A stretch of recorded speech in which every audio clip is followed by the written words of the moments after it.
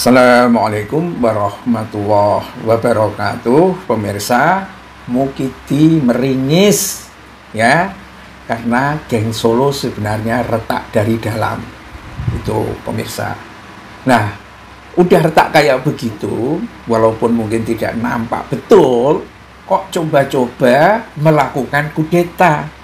Ya, kudeta halus lah, bisa dikatakan begitu. Kudeta diem-diem, ya gampang gagalnya. Ya, inilah yang terjadi ketika koalisi Jokowi sendiri itu mulai terpecah. Siapa yang betul-betul setia kepada Jokowi dan siapa yang kebetulan ada dalam kabinet Prabowo, kemudian berpikir ulang, ngapain saya harus tetap terus berada di dalam kendali Jokowi kalau Jokowi sudah tidak berkuasa lagi.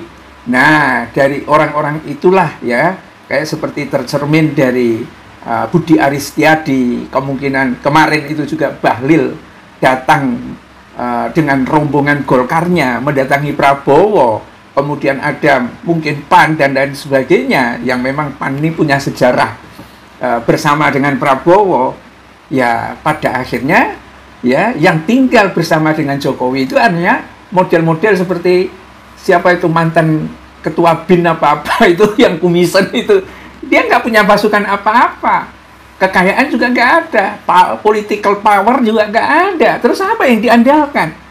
Termo jadinya, jatuhnya bukan satu kekuatan untuk membentuk geng Solo itu, kecuali Listio Sigit Prabowo yang kabarnya memang tetap setia kepada Jokowi.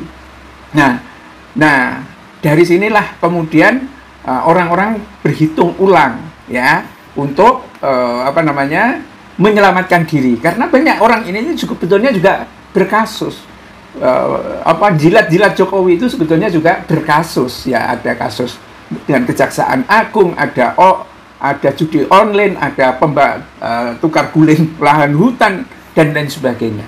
Yang kedua, tampaknya oligarki juga mulai menghitung, karena sebetulnya setiap oligarki itu mempunyai kelompok analis politik untuk memberikan penilaian situasi seperti apa, sehingga ketika dia memihak itu safe, sudah aman gitu pemirsa. Jadi analis politik itu memberikan pikirannya secara sudah barang tentu harus kredibel kepada bosnya, bos oligarki itu, dan pada akhirnya mereka hitung ulang, ngapain juga harus tetap memberikan backup kepada Jokowi meskipun dulu-dulunya dikasih proyek bersama dengan Jokowi. Ya, kasus seperti Reza Khalid yang sudah kabur kayak begitu aja, anaknya juga sudah ditangkap, dirinya menjadi DPO, Jokowi tidak bisa berbuat apa-apa. Terus ngapain harus mendukung Jokowi? Ya kan? Nah, disinilah kemudian kekuatan-kekuatan Jokowi yang mulai keropos ini, ya, dirinya juga sudah mulai keropos karena penyakit dan lain sebagainya, ya. Dengan kekuatan yang sisa ini, ya, melakukan kudeta diam-diam tanpa tank, tanpa pasukan bersenjata. Ya, bentuknya ini menurut analis dari beberapa pihak bentuknya jauh lebih halus. Dalam bentuk apa? Propaganda media. Ya, ada yang dari pakar IT itu menelusuri bahwa semua kepolisian sampai tingkat bawah itu punya satu follower. Ya, yang di-follow cuma satu, Jokowi aja. Ya, itu artinya kepolisian itu kelihatannya masih solid ke Jokowi, karena memang bosnya ya Listio Sigit Prabowo itu memang dikatrol habis oleh Jokowi. Mungkin juga ada perjanjiannya, kamu harus sumpah mati ikut aku begitu, dan mungkin merasa dia sudah mendapatkan segalanya, ya sudah kan begitu ya. Nah, cuma memang sekarang ini kelas-kelas milenial ini kan kemampuan mengendus teknologi, provokasi yang didasarkan kepada teknologi digital itu kan sangat canggih ya, seperti Ferry yang otaknya kabarnya IQ-nya itu 150 misalnya. Kalau Gibran kan 77 lah. Yang mengendus semuanya itu dan mematahkan semua argumentasi, dan memang mengendus bahwa itu dalangnya itu adalah dari geng Solo semua. Ya, dan pada akhirnya ya rakyat akhirnya tersadar dengan narasi-narasi yang dikembangkan oleh orang-orang yang bertanggung jawab ini, bahwa kalau demo ini terus dijalankan, benar-benar akan ditunggangi oleh Solo itu. Inilah problemnya, pemirsa.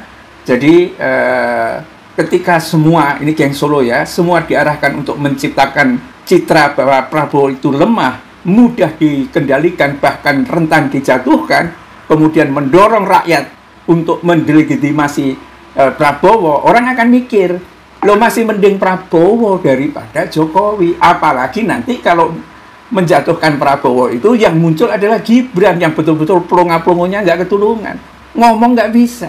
Itu mengapa Prabowo kelihatannya juga akhirnya juga mengambil posisi berseberangan dengan Jokowi. Kelihatannya loh ya, karena melihat Gibran yang betul-betul tidak bisa diandalkan, hanya bikin malu aja. Karena itu kemarin pemirsa, ketika ada acara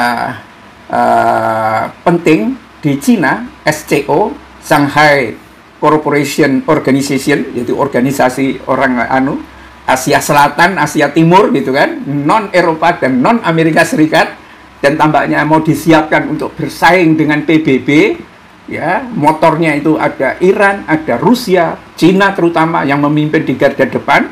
Yang diutus itu bukan Gibran. Sementara negara-negara lain itu kepala negara. Kalau Prabowo-nya capek karena mengurusi demo, mestinya kan Gibran. Tapi kalau ngutus Gibran, apa nggak mempermalukan seluruh negara ini? Coba termul, jenderal-jenderalnya termul deh. Kalau sampai misalnya Gibran itu datang ke acara SCO, apa nggak malu negara ini?